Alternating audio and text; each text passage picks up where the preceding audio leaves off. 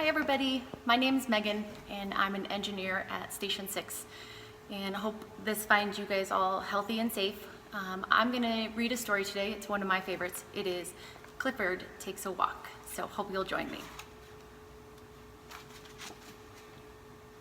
Hi, I'm Emily Elizabeth.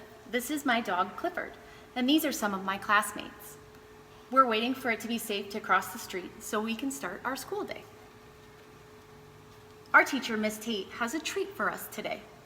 This is Miss Patel from Safe Kids. Miss Tate tells us she knows everything about road safety. We're going on a field trip with a surprise ending. On our way, Miss Patel is going to help us practice the rules of being a safe walker. Everyone is excited, especially Clifford. Miss Patel goes over the safe walking tips with us before we leave. How to be a safe walker. Number 1. When crossing the street, it's always a must to walk along with an adult you trust. Number 2, look left, look right, and meet the driver's eye to make sure you're noticed before you cross by. Number 3, it's best not to cross in the middle of the block. Go to the corner and use the crosswalk.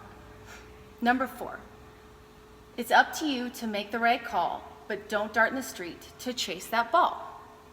Wherever you walk, it's important that you look for cars that are turning and backing up to you. Miss Tate tells us to find a walking partner. I choose Clifford. Then she tells us we have to make a few stops on the way to help with our surprise. I can't wait to find out what it is. What's the number 1 rule of being a safe walker? Miss Patel asks us before we leave. We all know this one. When crossing the street, it's always a must to walk along with an adult you trust. We're walking on the sidewalk when Clifford sees his best friend Buster across the street. He's so happy that he runs into the road to say hi. Clifford, I call out. It's not safe to run into the road. That's right, Miss Patel says as Clifford comes back. Does anyone remember the next rule? I do. Look left, look right, and meet the driver's eye to make sure you're noticed before you cross by. Miss Patel says, I did a great job. Our first stop is the grocery store. The clerk hands Miss Tate a bag. I wonder what's in the bag. Is everyone ready to go? Miss Patel asks the class. Yes, we say. Clifford is so excited, he keeps wagging his tail back and forth. But when we come to the street corner, we all stop, even Clifford. Who remembers what rule we are following? Asks Miss Patel. My friend Sam raises his hand. It's best not to cross in the middle of the block. Go to the corner and use the crosswalk. This is our next stop, Miss Tate announces as we come to the sports store down the block. I wonder what she needs to get here, I whisper to Clifford. He sniffs around for clues. The store clerk hands Miss Tate 2 shopping bags. She gives 1 bag to Nate and 1 bag to Rosa to carry. Don't look inside the bag, Miss Tate says. You don't want to ruin the surprise.